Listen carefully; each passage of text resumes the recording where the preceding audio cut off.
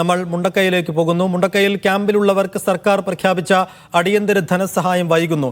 അത്യാവശ്യ കാര്യങ്ങൾക്ക് പോലും കയ്യിൽ പണമില്ലെന്ന് ദുരിതബാധിതർ. കുടുംബത്തിലെ 2 പേർക്ക് പ്രതിദിനം 300 രൂപയും ഓരോ കുടുംബത്തിനും 10,000 രൂപയും അടിയന്തര സഹായം സർക്കാർ പ്രഖ്യാപിച്ചിരുന്നു. അനീസ് അലി വിവരങ്ങൾ നൽകും. അനീസ്, വലിയ ദുരിതം ആ ക്യാമ്പിലുള്ളവരൊക്കെ നേരിടുന്നുണ്ട്. അവരുടെ കയ്യിൽ പണമില്ല, എല്ലാം ഉപേക്ഷിച്ച് പോകുന്നവരാണ്. അപ്പോൾ അവർക്ക് എത്ര പെട്ടെന്ന് ഈ സാമ്പത്തിക സഹായം കൈമാറാമെന്നായിരുന്നു നേരത്തെ അറിയിച്ചിരുന്നു. ഇപ്പോൾ ഏത് തരത്തിലുള്ള അലംഭാവമാണ് ഇക്കാര്യത്തിൽ വന്നത്?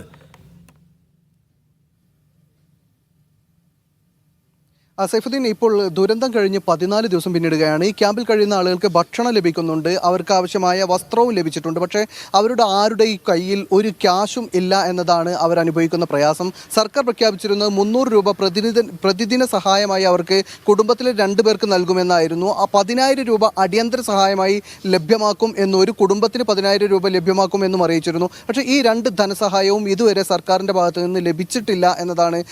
ധനസഹായം വൈകുന്നത് സർക്കാർ നൽകുമോ ഇല്ലേ എന്നതല്ല, ഇപ്പോൾ അവർക്ക് ലഭിച്ചിട്ടില്ല എന്നതാണ് അവർ അനുഭവിക്കുന്ന പ്രയാസം. ഇപ്പോൾ അവർക്ക് വാടക വീട് അന്വേഷിക്കേണ്ടതുണ്ട്. അതിനൊക്കെ പുറത്തു പോകുമ്പോൾ ഓട്ടോക്ക് കൊടുക്കാൻ പോലും ക്യാഷ് ഇല്ലാത്ത അവസ്ഥ ഉണ്ട്. സർവ്വതും ഉപേക്ഷിച്ച്, അല്ലെങ്കിൽ സർവ്വതും നഷ്ടമായി ക്യാമ്പിലേക്ക് മാറ്റപ്പെട്ട ആളുകളാണ് പലരും. കുടുംബത്തിൽ നിന്ന് പലരും നഷ്ടമായ ആളുകളാണ്.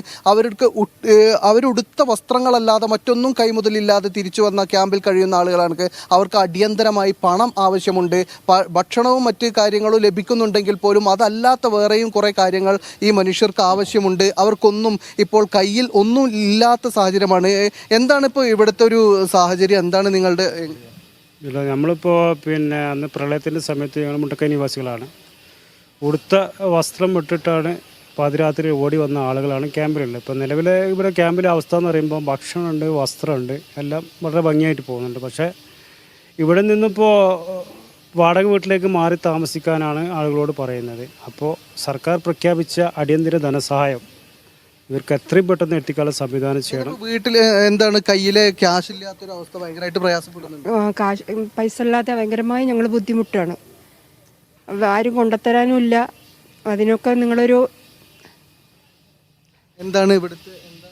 അതെ, ഞാൻ സ്ഥിരമായിട്ട് ക്യാമ്പിൽ സന്ദർശിക്കുന്ന ഒരാളാണ്. അപ്പോൾ ഞാൻ ഇന്നലെ എൻ്റെ അടുത്ത സുഹൃത്തുക്കളൊക്കെ ക്യാമ്പിൽ നിൽക്കുന്നത് കാണുന്നതിന് വേണ്ടി പോയപ്പോൾ അവരടുത്ത് ഞാൻ പറഞ്ഞു, കട്ടിലുണ്ടോ, ഭക്ഷണം ഉണ്ട്, എന്താ നിങ്ങൾക്ക് വേണ്ടി പറഞ്ഞ് സമാധാനിപ്പിച്ചപ്പോൾ, ഈ വീടില്ലാത്ത ഞങ്ങൾക്ക് എന്തിനാണ് കട്ടിൽ അല്ലെങ്കിൽ ഭക്ഷണം വേണം, മറ്റുള്ള ഉപകരണങ്ങൾ എന്ന് ചോദിച്ചു. പിന്നെ മാറ്റി നിർത്തി പറഞ്ഞത്, ഒരു 100-200 രൂപ ഉണ്ടെങ്കിൽ ഒന്ന് സഹായിക്കുമെന്നാണ് എൻ്റെ സുഹൃത്തുക്കൾ എന്നോട് ചോദിച്ചത്. പക്ഷെ അത് കേട്ടപ്പോൾ കണ്ണ് നിറഞ്ഞു പോയി. കാരണം ഒരു മനുഷ്യൻ അല്ലെങ്കിൽ ഈ ഉരുൾ പൊട്ടിയപ്പോൾ ഉള്ള വസ്ത്രം അല്ലെങ്കിൽ ആ എടുത്ത ലുങ്കിമുണ്ടോണ്ടാണ് അവർ ഓടി വന്നത്. പിന്നെ ഈ 14 ദിവസമായിട്ട് അവർ ജോലിക്ക് പോവുക അല്ലെങ്കിൽ മറ്റുള്ള കാര്യങ്ങൾക്കൊന്നും പോയിട്ടില്ല. ഇവിടെ ആകെ എന്തോ ഒരു പ്രത്യേക മെൻ്റലി ഒരു പ്രത്യേക അവസ്ഥയിലാണ്. അതൊക്കെ നേരിട്ട് കണ്ടവർക്കും അത് അനുഭവിച്ചവർക്കേ മനസ്സിലാവുള്ളൂ. അപ്പോൾ ഇന്നലത്തെ എൻ്റെ സുഹൃത്തുക്കളോട് ആ ചോദ്യം എന്നെ വല്ലാതെ അലട്ടിക്കളഞ്ഞു. അപ്പോൾ ഇവിടെ പ്രിയപ്പെട്ട നമ്മുടെ ബഹുമാനപ്പെട്ട സർക്കാർ പ്രഖ്യാപിച്ച അടിയന്തര സഹായം എത്രയും പെട്ടെന്ന്, അത് വൈകിക്കൂടാ, അത് അവരെ കൈകളിലെത്തണം. അവരുടെ ഓട്ടോ വാടകയ്ക്ക് ഉപയോഗിക്കണം, അവരുടെ നിത്യവൃത്തിക്ക് ഉപയോഗിക്കണം. ഇതാണ് യഥാർത്ഥത്തിൽ ഈ മനുഷ്യരൊക്കെ ഈ കാലം വരെ, അതായത് നിലച്ചിരിക്കാതെ ഒരു ഉരുൾപൊട്ടൽ ദുരന്തം ഉണ്ടാകുന്ന അതുവരെയും കൃത്യമായി അഭിമാനത്തോടെ ജീവിച്ച മനുഷ്യരാണ്. അവർക്കൊരു 200 രൂപ എങ്ങാനും കിട്ടിയിരുന്നെങ്കിൽ വലിയ ആശ്വാസമാകുമായിരുന്നു എന്ന് പറയുന്നത്. അങ്ങനെ പറയുമ്പോൾ അവർക്ക് അവർക്ക് ഉറങ്ങാൻ. ഈ അടിയന്തര ധനസഹായം കൈമാറുന്നതിൽ കാലയളവ് സർക്കാർ വെച്ചിരുന്നോ?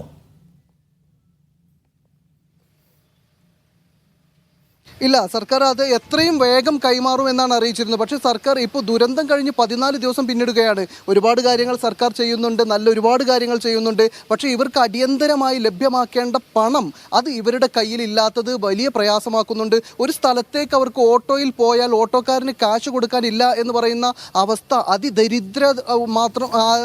അതിദാരിദ്ര്യത്തിലാണ് ആ ഒരു. തീർച്ചയായും മനീസ്, കൂടുതൽ വിവരങ്ങൾ എടുക്കുക. അല്പസമയത്തിനകം മനീസിലേക്ക് മടങ്ങി വരാം. പ്രയാസം നമുക്ക് മനസ്സിലാകും. അവർക്ക് ഭക്ഷണവും വെള്ളവും വസ്ത്രവും ഒക്കെ അവിടെ ഉണ്ട്. പക്ഷേ അവരുടെ കയ്യിൽ ഒരു കാശുമില്ലാത്തത് കൊണ്ട് തന്നെ പുറത്തേക്കൊന്നും പോകാൻ അവർക്ക് കഴിയുന്നില്ല. ആ ഒരു പ്രയാസത്തിനിടയിലും സർക്കാർ പ്രഖ്യാപിച്ച ധനസഹായം അവരിലേക്ക് എത്തുന്നില്ല എന്നുള്ളതാണ് പ്രശ്നം.